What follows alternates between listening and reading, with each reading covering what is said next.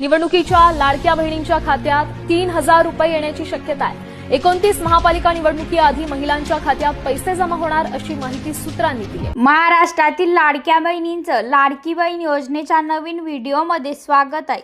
लाडकी बहीण योजनेसंदर्भात सर्वात मोठी आणि महत्त्वाची अपडेट आलेली आहे। तुम्ही बघू शकता बहिणींनो, मंत्री आदितीताई तटकरे यांनी सर्वात मोठी घोषणा केलेली आहे आणि लाडक्या बहिणींना खुश केलेला आहे। सर्वात महत्त्वाची अपडेट आहे, म्हणूनच बहिणींनो हा व्हिडिओ शेवटपर्यंत नक्की बघा आणि तुम्ही जर चॅनलवर नवीन असाल तर चॅनलला सबस्क्राइब करायला विसरू नका।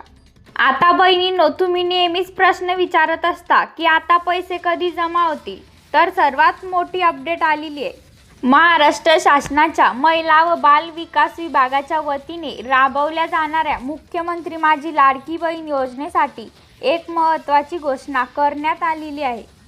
तर आता ही महत्त्वाची घोषणा काय केलेली आहे हे आपल्याला जाणून घ्यायचं आहे आणि ही घोषणा कोणी केली तर महिला व बाल विकास मंत्री आदितीताई तटकरे यांनी ही घोषणा केलेली आहे। नेमकी ही घोषणा काय केलेली आहे बघा। KYC प्रक्रियेमध्ये झालेल्या चुका दुरुस्त करण्यासाठी केवळ एकदाच संधी देणार असल्याचे जाहीर झालेले आहे। भरपूर लाडक्या बहिणींनी KYCची प्रक्रिया केली, पण त्यामध्ये भरपूर चुका झालेल्या आहेत। भरपूर लाडक्या बहिणींचे प्रश्न होते की ही चूक दुरुस्त करता येईल की नाही, म्हणूनच तुम्हाला आता एक संधी देण्यात आलेली आहे। बहिणींनो, तुम्ही आता तुमची चूक दुरुस्त करू शकता आणि बहिणींनो लक्षात ठेवा, तुम्हाला ही संधी एकदाच मिळणार आहे। आता बघा, KYC प्रक्रियेची अंतिम मुदत 31 डिसेंबर 2025 पर्यंत आहे आणि या योजनेत बहुतांश लाभार्थी महिला ग्रामीण आणि दुर्गम भागातील महिला आहेत।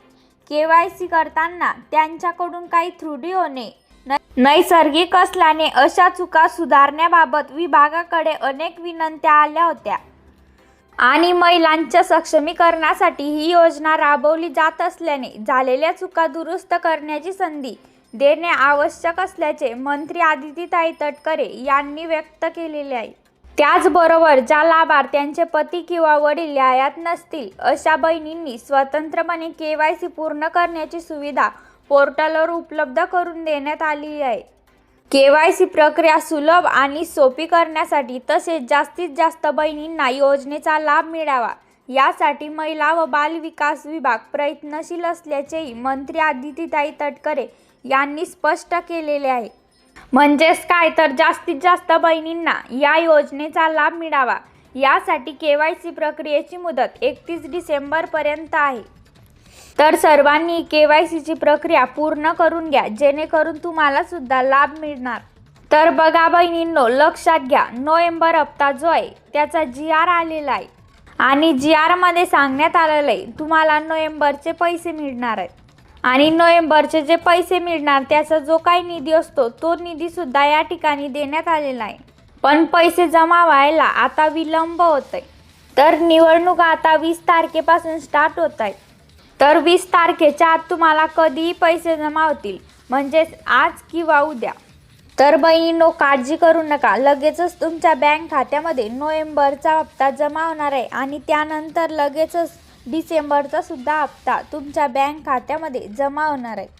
तर सर्वच माहिती मी तुम्हाला सांगितली नोव्हेंबरच्या हप्त्याविषयी, डिसेंबरच्या हप्त्याविषयी आणि KYC बाबत सुद्धा जी महत्त्वाची घोषणा आदितीताई तटकरे यांनी केली होती त्याची सुद्धा तुम्हाला माहिती दिलेली आहे। बहिणींनो, काळजी करू नका, तुमचा हप्ता नक्कीच येणार।